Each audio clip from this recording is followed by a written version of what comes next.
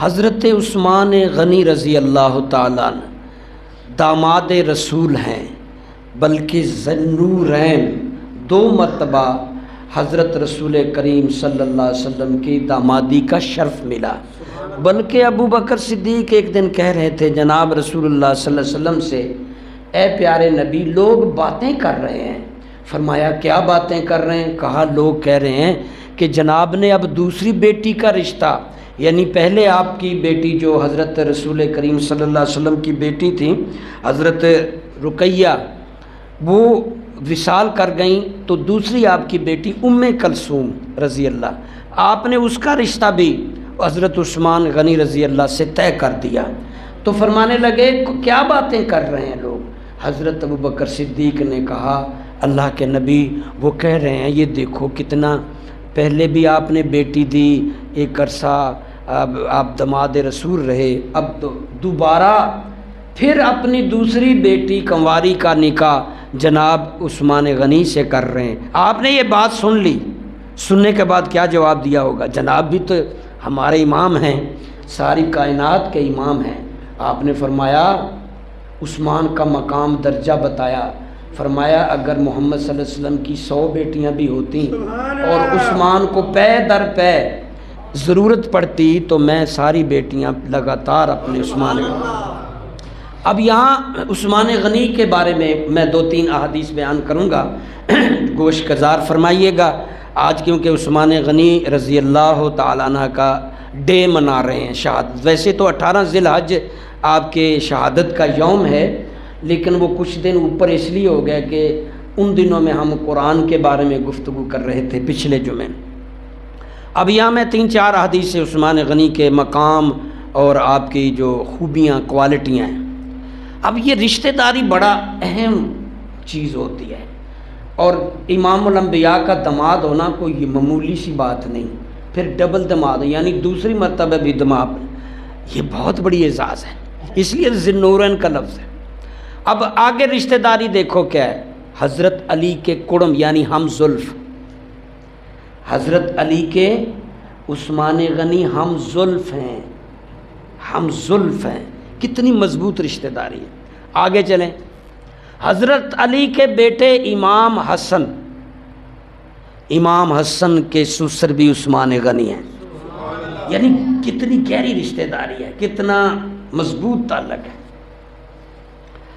اللہ غنی، جناب رسول اللہ صلی اللہ تعالیٰ علیہ وسلم حجرہ عائشہ میں مسجد نبوی کے ساتھ اپنے گھر میں جناب آرام تک سے بیٹھے ہوئے ہیں، اور جب آپ گھر میں ہوتے ہیں ذرا ریلیکس ہو کے بیٹھتے ہیں نا، دوسری جگہ ہوں تو ذرا سمیٹ کر احتیاط سے، تو جناب رسول اللہ صلی اللہ علیہ وسلم نے اپنی ٹانگیں سیدھی دراز کی ہوئی ہیں اور ایک پنڈلی پہ کپڑا چادر اتری ہوئی ہے۔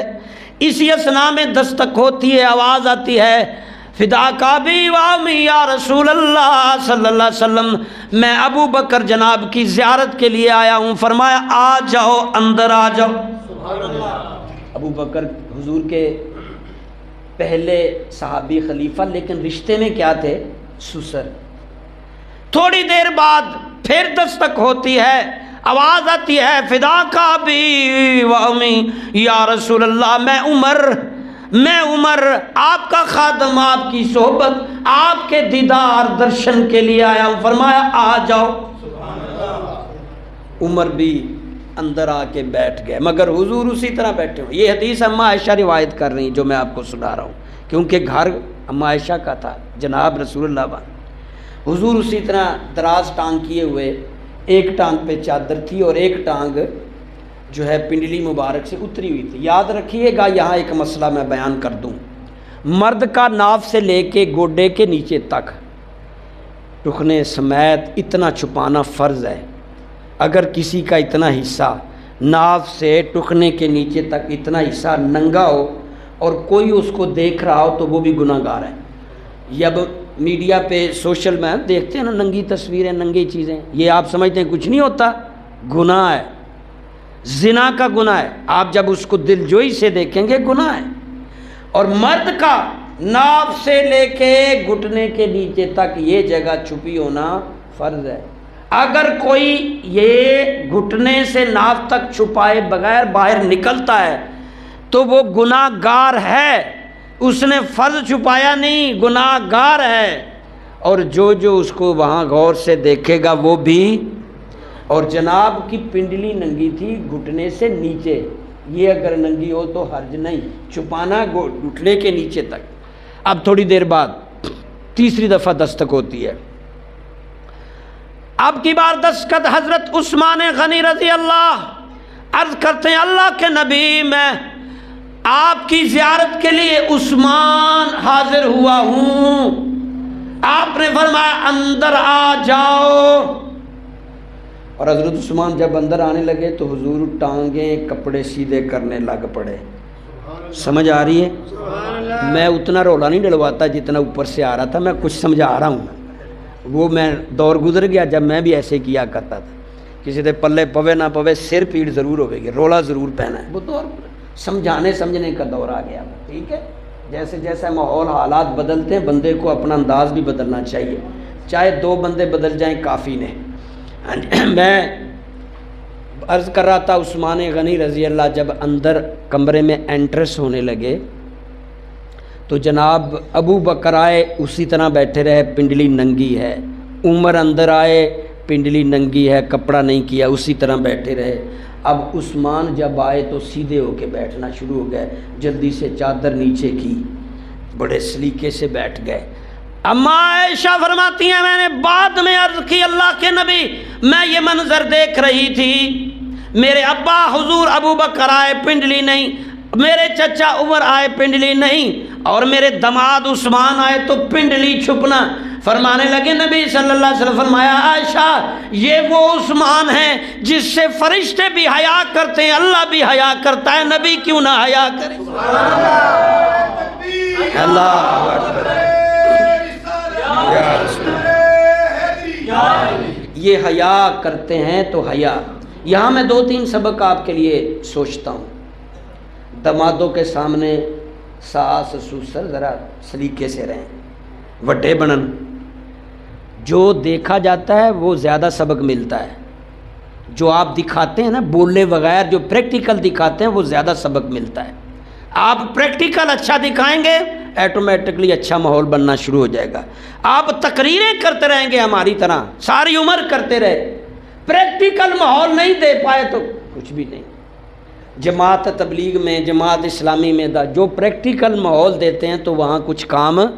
تو سسر ساس جو ہے اپنے دماد میں اپنی بہو میں ذرا سلیقے سے بیٹھیں، پورے ہو کے بیٹھیں، حیا سے بیٹھیں۔ ایک سبق تو یہ ہے، اور دوسرا سبق یہ ہے کیونکہ عثمان غنی حیا، شرم و حیا کے پیکر تھے، شرم و حیا کے۔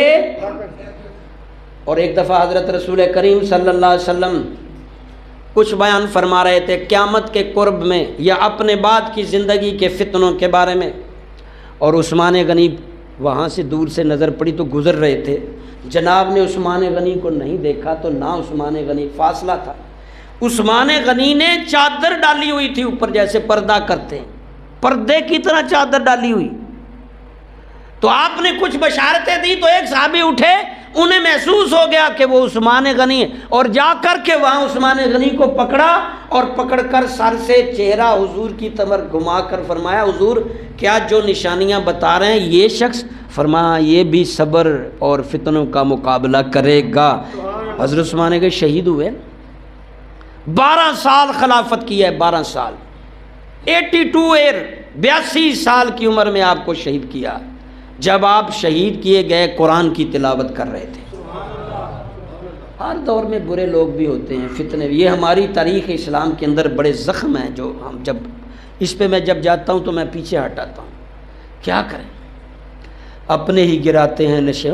باغی لوگ بیچ میں جب ہمارے بیچ میں شامل ہو جائیں برے لوگوں کے ساتھ، ہمارے مخالفین کے ساتھ، اس وقت بڑی تکلیف پہنچ جاتی ہے۔ اللہ غنی فرمایا ہاں عثمان غنی ان قریب فتنوں کا مقابلہ کرے گا اور شہید کیا جائے گا۔ اور یاد رہے کہ عثمان غنی کا جو دور خلافت تھا، یقین جانو میں اتنا زیادہ بچپن سے مطالعہ کیا، اب تو اتنا ٹائم نہیں ملتا، 53,000 سے زائد مساجد عثمان غنی کے دور میں بنی ہیں۔ 53,000، 53,000 بھی ایک جگہ تھوڑی بنائی جانی، یہ عام 2 گلیوں بعد مسجد، ایسا بھی نہیں، فاصلے پہ مسجد ہونی چاہیے تاکہ زیادہ لوگ اس مسجد کو بھر سکیں۔ اب ہر دوسری گلی میں مسجد ہے، چندہ کون دے، اس کے اخراجات کون اٹھائے؟ پھر ڈیمانڈ ہے بادشاہی مسجد جیسی کرنی کہ اے سی بھی چلے، ہیٹر بھی چلے تو بل۔ ہاں جی مسائل ہے نا، فاصلے پہ مساجد ہونی چاہیے، ایک محلے میں ایک مسجد ہونی چاہیے، یہاں 7 مسجدیں ہیں، اور یہ فالتو ایکسٹرا ضرورت ہے بہرحال کچھ آبادی کے حساب سے بھی۔ تو 53 مساجد ایک جگہ نہیں، 3 بر اعظموں میں۔ کتنے؟ 3 بر اعظم۔ اب آپ پوچھیں گے کہ بر اعظم کون سے تھے؟ بر اعظم افریقہ، 7 ملک اس وقت جو افریقہ کے ہیں، وہاں عثمان غنی کے دور میں اسلام جا چکا تھا، اور ان 7 ریاستوں میں مساجد بنائی گئی۔ اب بر اعظم افریقہ کے بعد ایشیا کے تقریباً تمام ممالک میں اسلام جا چکا تھا، اور وہاں ہزاروں مسجدیں۔ ایشیا میں 27 ملک ہیں اس وقت تقریباً، شاید اب زیادہ ہو گئے ہوں، اور پھر بر صغیر تک، سارے عرب تک۔ اور حضور صلی اللہ علیہ وسلم کے بعد سب سے پہلے جو مسجد نبوی کو، مسجد حرام کو توسیع دی گئی، وہ عثمان غنی رضی اللہ کے دور میں۔ اب یہاں آپ کو ایک اور بات کر، کتنے سخی بہت تھے، حیا، شرم و حیا کے پیکر۔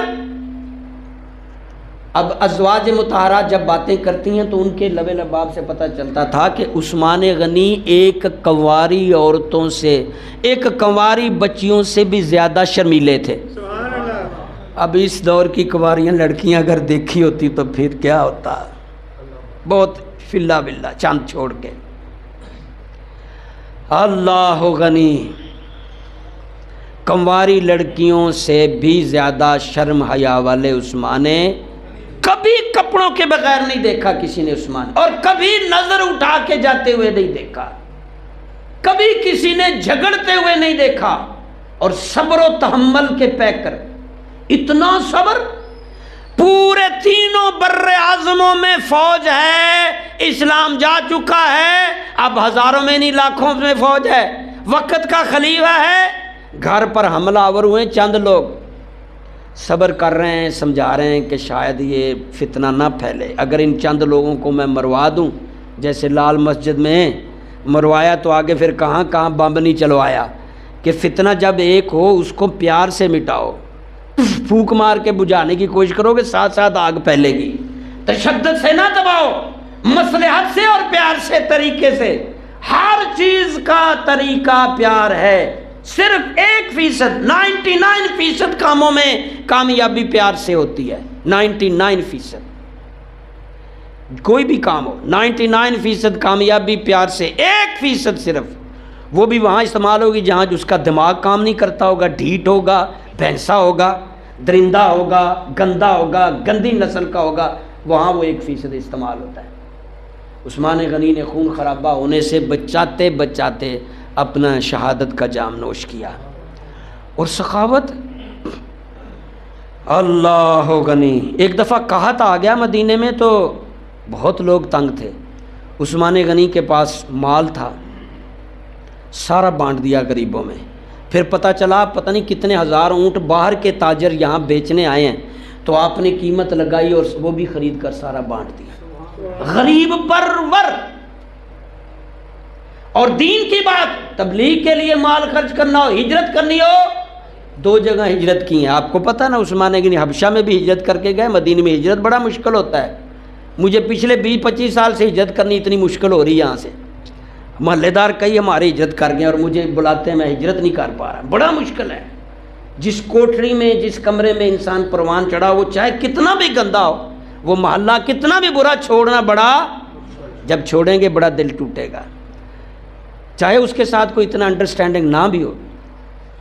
اللہ غنی، مگر عثمان غنی نے اپنی اتنی اربوں لاکھوں کی پراپرٹی تجارت چھوڑ کر اسلام، اللہ کے لیے، رسول کے لیے ہجرت حبشہ بھی کی اور پھر ہجرت مدینہ بھی کی. اور والسابقون الاولون قرآن نے کہا ہے والمہاجرین، جو سب سے پہلے سابقون ہیں اللہ فرمایا میں ان پہ راضی ہوں، رضی اللہ عنہ. اور سابقون میں حضرت عثمان غنی سر فہرست ہیں. وہ 10 عشرہ مبشرہ صحابہ سر فہرست ہیں. اللہ نے گارنٹی دی کہ میں ان پہ راضی ہوں. اور ہجرت کرنے والے کا بیچ میں نافرمان میں اس پہ راضی ہوں.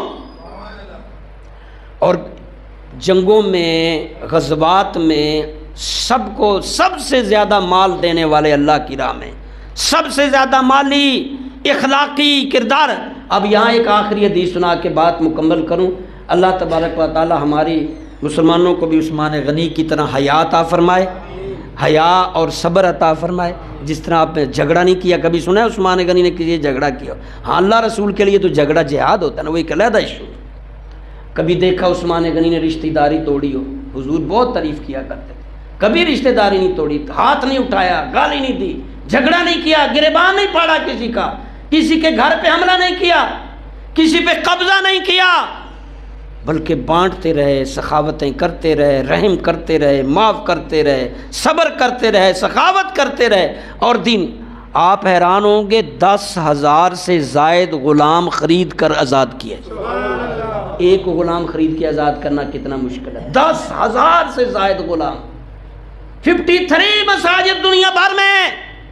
اور یہ اعزاز عثمان غنی کو حاصل ہے کہ قرآن مجید کو کتابی شکل میں لاکھوں کے نسخے، لاکھوں کی تعداد میں نسخے بنوا کر تینوں بر اعظم دنیا بھر میں تقسیم کروائے.